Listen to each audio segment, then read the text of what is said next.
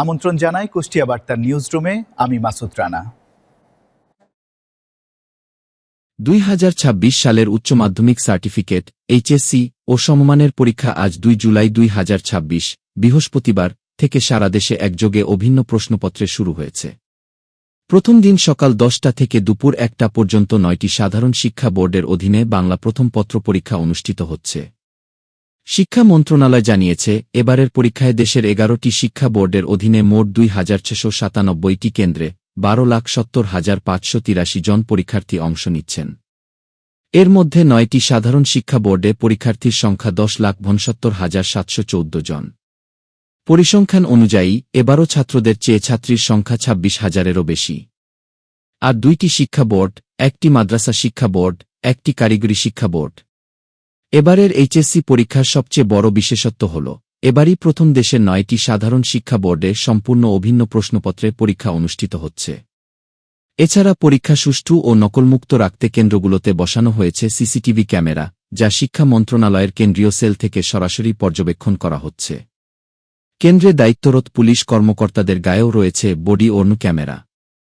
পরীক্ষা শুরুর অন্তত 30 মিনিট আগে শিক্ষার্থীদের আসনে বসতে হয়েছে। পরীক্ষা কেন্দ্রের 200 গজের মধ্যে সাধারণ মানুষের প্রবেশ সম্পূর্ণরূপে নিষিদ্ধ করেছে ঢাকা মেট্রোপলিটন পুলিশ, ডিএমপি।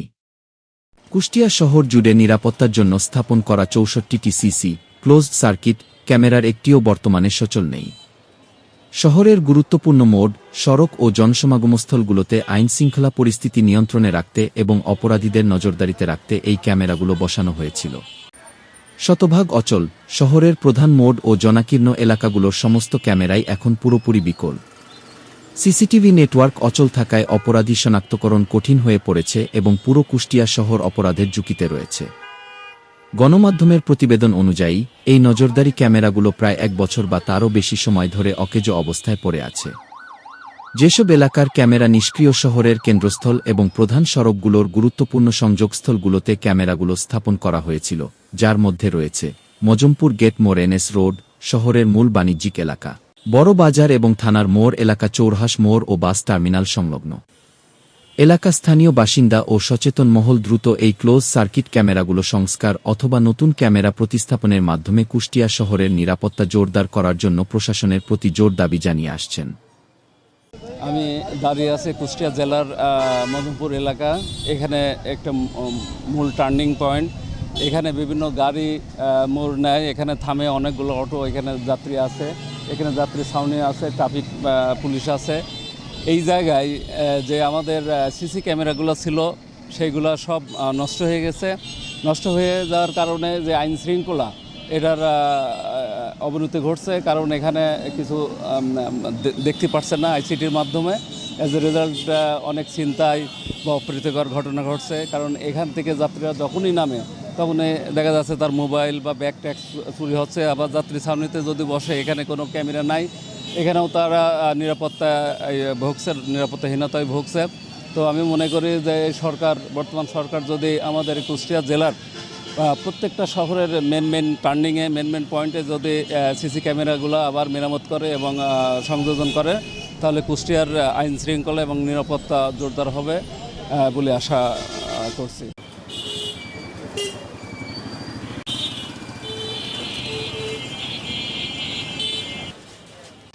বিশ্বের প্রত্যেকটা দেশ এখন অপরাধ শনাক্তে প্রযুক্তি নির্ভরশীল হয়ে পড়েছে। আর এই প্রযুক্তির অন্যতম মাধ্যম হচ্ছে সিসি ক্যামেরা। এটা দেশ বিদেশ যেখানেই বলেন। আর মানুষের প্রথম যেটা দরকার সংবিধান অনুযায়ী নিরাপত্তা, আর নিরাপত্তার ক্ষেত্রে একটা সিসি ক্যামেরা অত্যন্ত গুরুত্বপূর্ণ ভূমিকা পালন করে, যার কোনো রকম দ্বিমত নাই, চলতে পারে না। কারণ প্রত্যেকটা প্রতিষ্ঠানেরই একটা দায়িত্ব থাকে।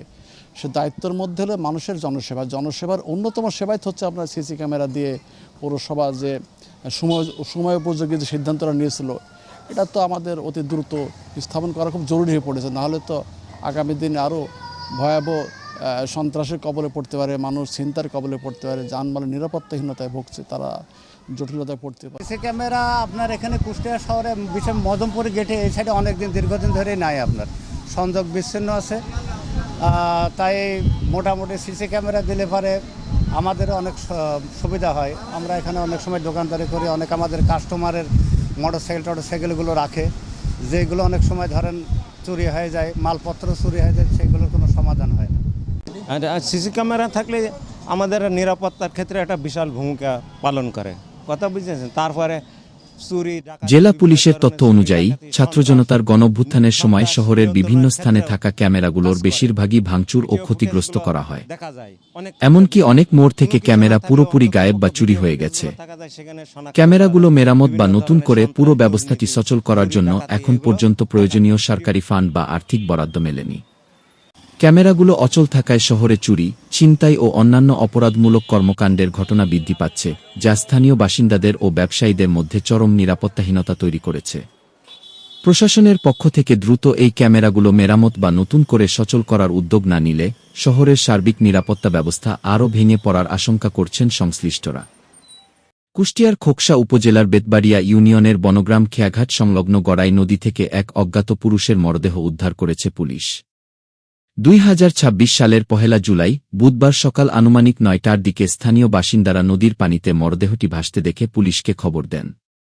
পরবর্তীতে বেলা 11:30টার দিকে পুলিশ ঘটনাস্থলে পৌঁছে মরদেহটি উদ্ধার করে।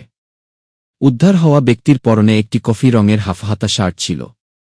খোকসা থানার ভারপ্রাপ্ত কর্মকর্তা ওসি মোল্লা জাকির হোসেন জানান, মরদেহটি ময়নাতদন্তের জন্য কুষ্টিয়া জেনারেল হাসপাতালের মর্গে পাঠানো হয়েছে।